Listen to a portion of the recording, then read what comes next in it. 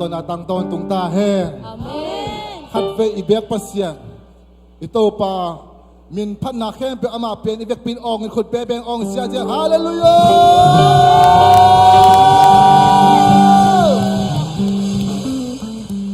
hallelujah Amen.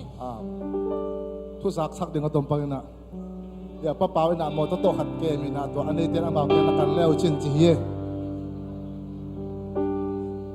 idam dam ya gwai idam dam ya tu nin to pan dam na pe chi ken to khut de lam sia sia ne hallelujah khut de na tang sak seng seng di go amen amen khut de tat che nang pe to pan min thana pa to na tang ton tung ta he tu nin o te o ko na to pa min thana pa to na tang ton tung ta he i khe ke chi dam na pe to pa min thana pa to na tang ton tung ta he khut de ben sia sia hallelujah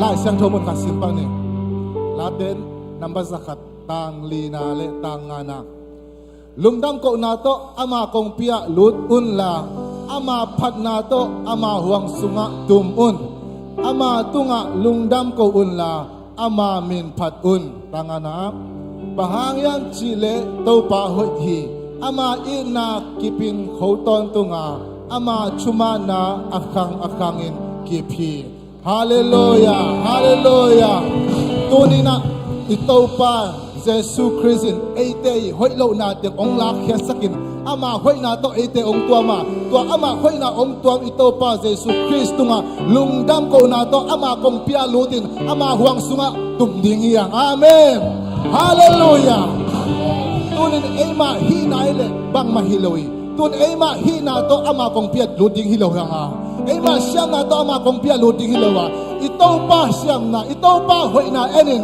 ama hoi na ama hi na to ama kong pia lutina ama hi na hi ama lungtang hi ama kinyam chen na lungtang to ama mo mai sak na lungtang to ama khep phunga lutin ama beding ya lungdam koin ama min phat ton ni ya hallelujah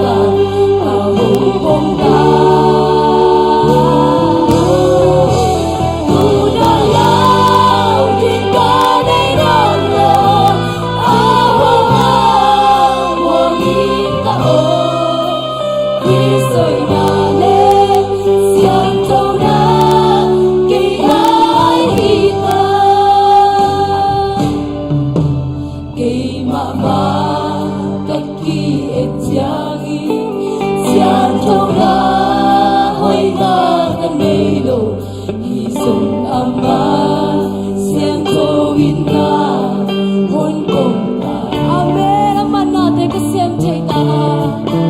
Aman natin kasi apay na kapay chayta. Apay na. Amen. Apay chayta. Isa ang mabangin ahon po ta. Kristo'y na kaya hita asyang Diyaw na kaya hita aji na ahong naisata ahong pongka. Tulala din ka niyang ahong muangin taon. Kristo'y nale siyang Diyaw na kaya hita. Kay mama kakilip siyang Diyaw na huy na ganito. Isang ama siyang Diyaw na hong pong tahim. Amen. Ama natin kasip chayta apay na kapay chayta Kristo ang babangin ang babangin ahon po ta. Kristo'y na kaya hita asyang Diyaw na kaya hita ay na ahong naisaka ahong pongka. Tulawin ka nila tulawin ka nila ahong muangin taon. Kristo'y nale siyang Diyaw na kaya hita.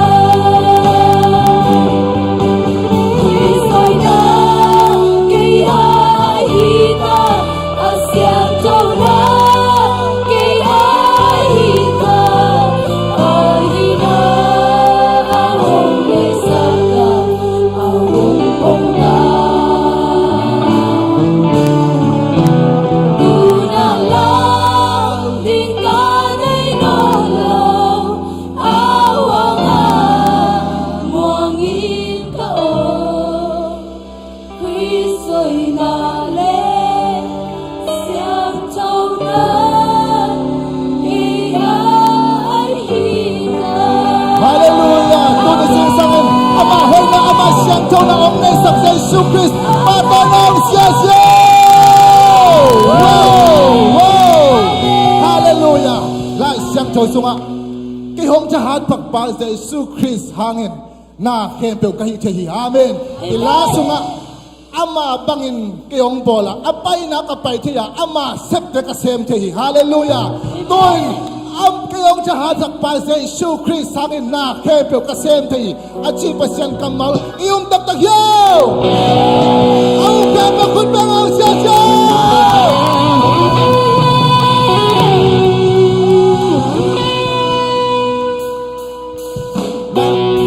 Nakapel hitihi Nakapel hitihi Kung jahat sa naman Akan kayong dahi Tangan ito tayo pag-usap.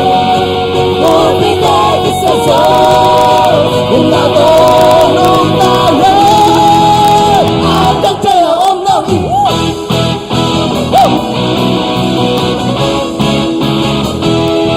Akan kayong dahi Oh, oh, oh, oh, oh. Mula dyan ang tanong lagi.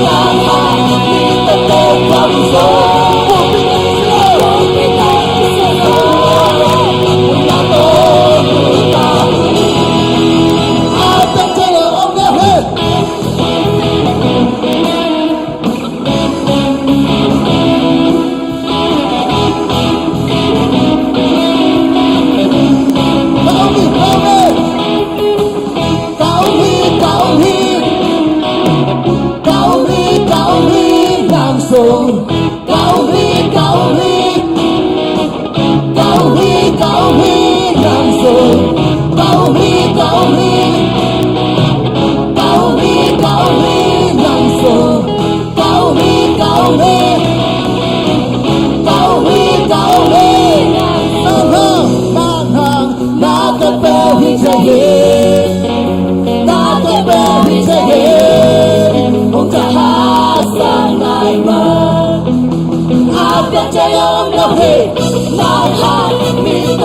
qua mùa gió, cô đi về từ xa xôi, là tôi mong ta hết.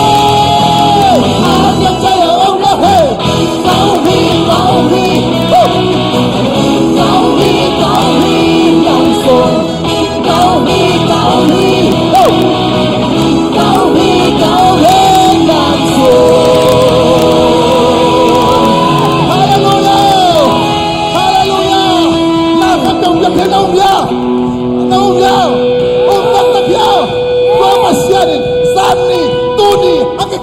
Ông ý tôn cùng ahoy pasyan at chuman pasyan. Kung pinata ba ito nila?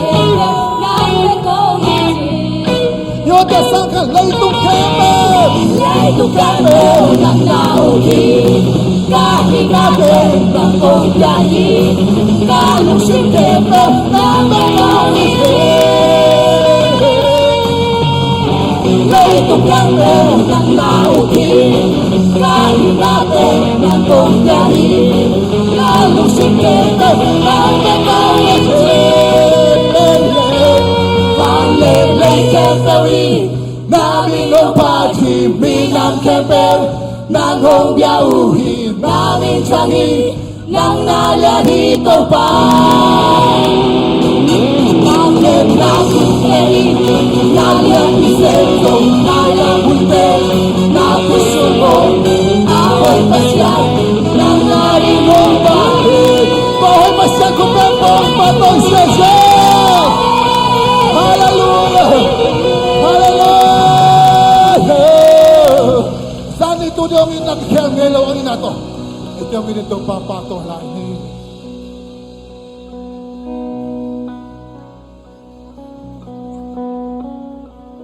Tuloy. Isang manhilawin. Kilong low bima. Ahoy low bima. At sa hat low ben ma. Tupa nung bani. Ahay abil e aman day dan lowa. Asong ahaw day dan lowi. Tupan ama happy na mekim tunga untoy jadi. Tunin. Hi alen ma maawin na alen ma maawin happy na. Kamin kenso ding ilowi. Nung sim kem bel to kakato to pa o nang mato lundam na ko nang mapating jing. Tunin to pa pat na ni ko mai ni.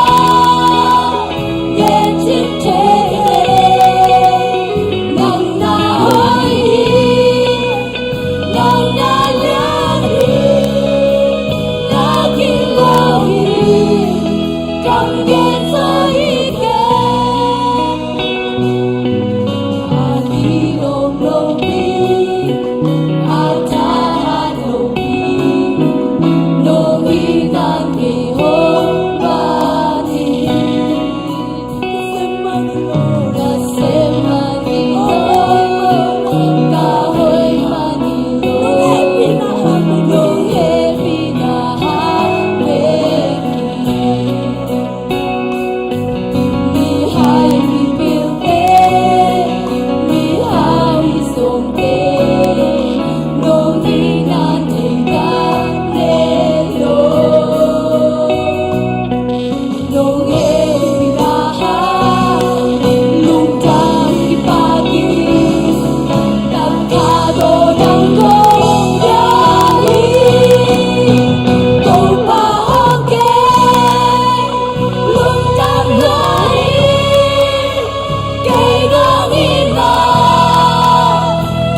subscribe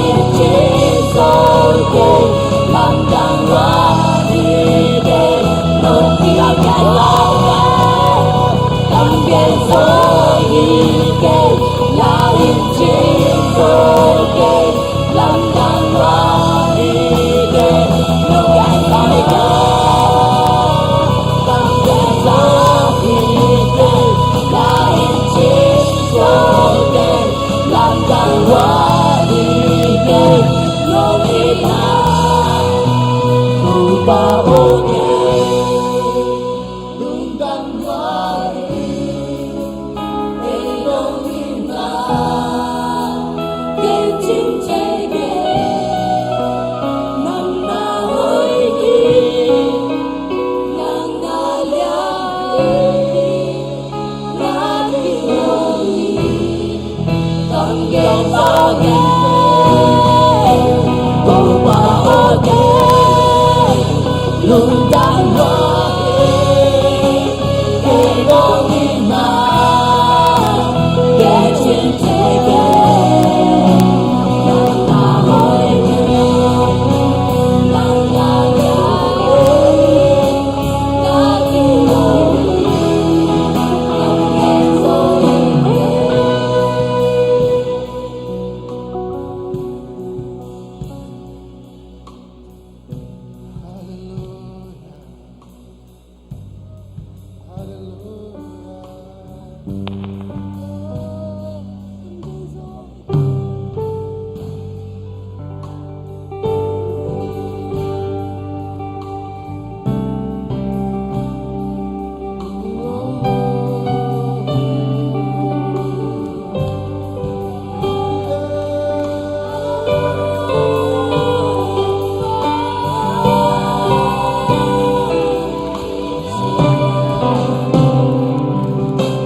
Kahit to'y humusa Sa'y tsatsa kong kwanin nung umpi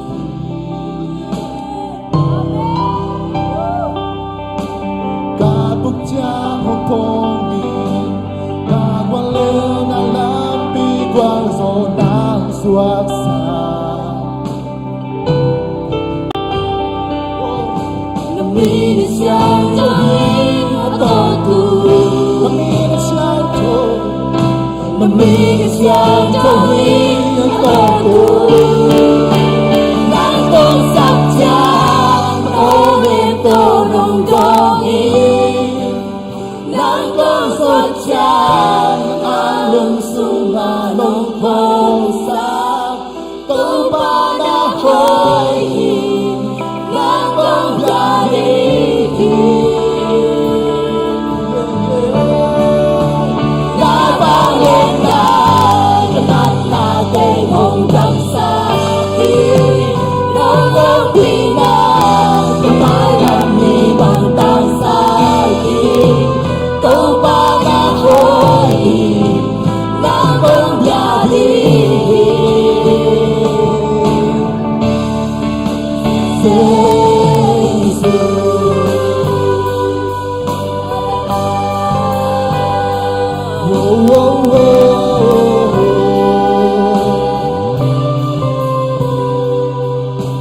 Kahit to'y hanglusa Sa'y tsatsa kung kwanin nung unti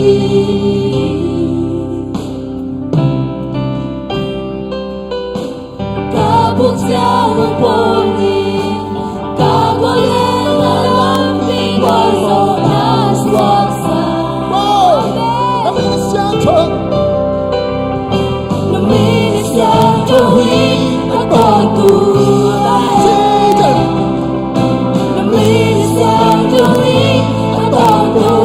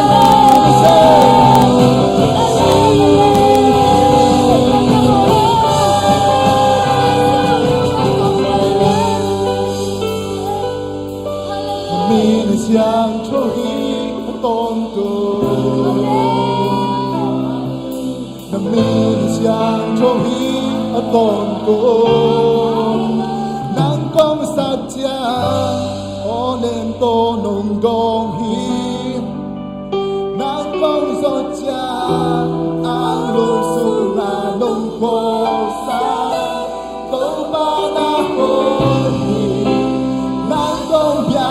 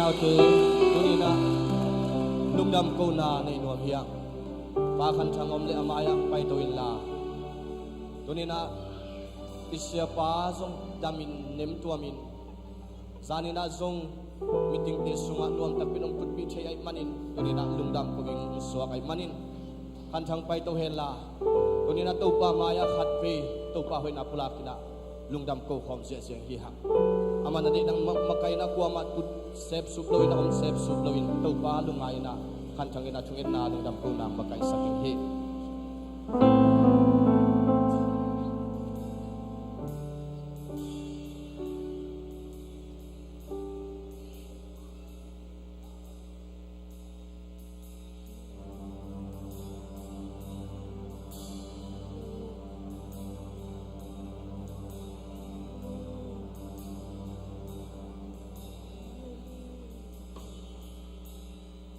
Hallelujah, hallelujah. Itu belum buhay mamay na.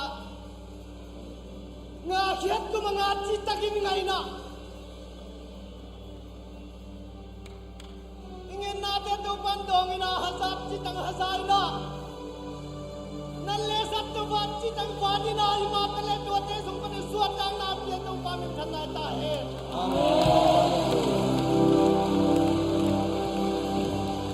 Sanem sakay dito pahinga mo mi.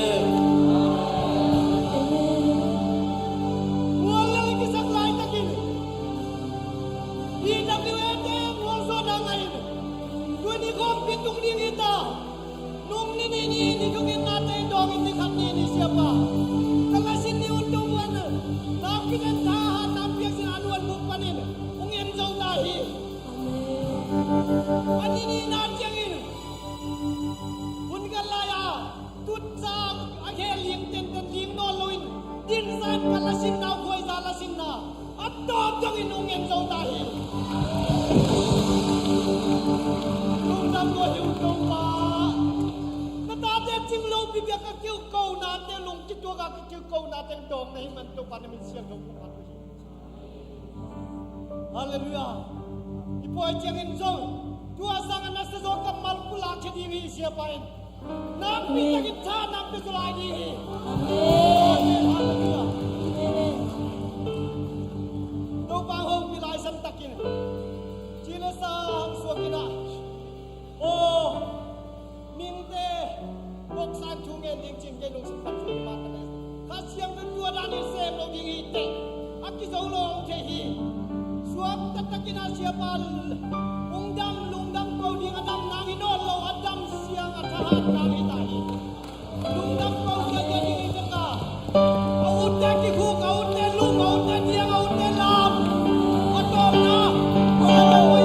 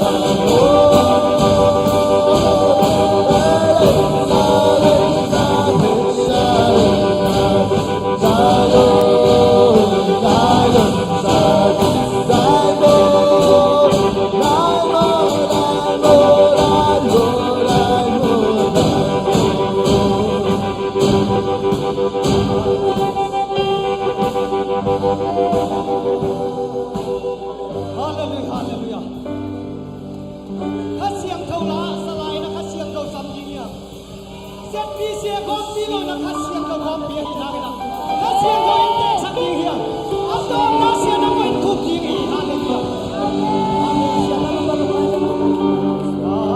hallelujah asiang thong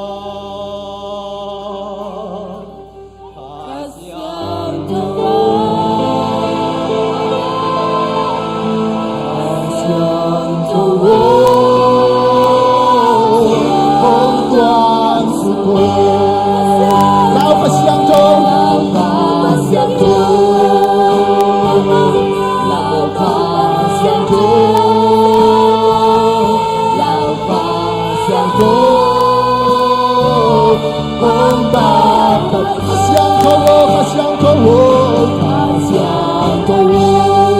Diyos. Kasyang Hong Tuan Suko, Hong Tuan Suko, Hong Musako, Hong Sasako, Hong Makayo, Kasya, Kapela Hong Musako, Hong Musako, Hong Sasako, Hong Makayo. Santo del alto, hallelujah, hallelujah, hallelujah, hey, hallelujah, come on, come on, come on, hallelujah, hallelujah,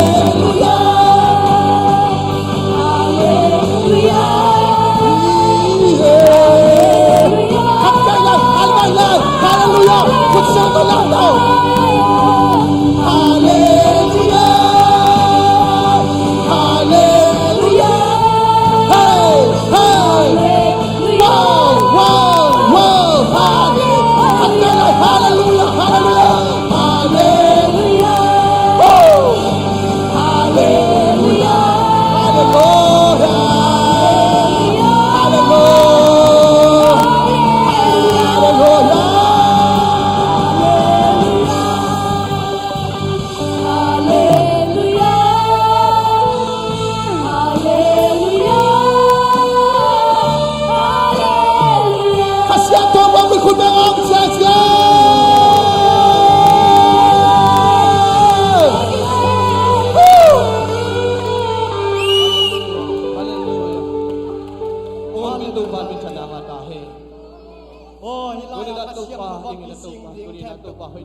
Amsan abuay na nong kay naam lo namin. Hallelujah. Oh, siya hang bin. Am na le lungdam ko na kipsak na. Oh, hun kan na. Lungdam ko na ngi ano siya hang bin. Kunin to pa hoy na hangin ay tin hilay am thei hi ham. Mi tampin khut nein khut liek thei lo hi. Mi tampin khenin diam thei lo hi. Mi tampi takten min nein mu thei lo hi. Mi tampi tak sidam na pi pai thei lo wa ong thei lo wa o tin so thei lo wa kunin nuntang na hung kom to pan min thana nga ta he. Kunin nang nuntang na hu na nei lai. Kunin to pa a hu ong kom lai. To pa hoy na hangin kunin. To pa ong pi na to pan kunin dam no te dam na ni suak sang ya ta he. Thane mi te thahan ni ong sak ta he. Asong kha mi te tha khau ni hi ta he. He ma te jian khiat ni hi ta he. Amen. Oh to pa no dam to pa. Naman kanila huli bai tek ton pin la nang ma sia nang ma ding na banung kalsot pilai uding. Jesu mi to thungen kya mo ko te biak to pa sia no. Amen. Ang dami to pan wal kim tu phang ta hen.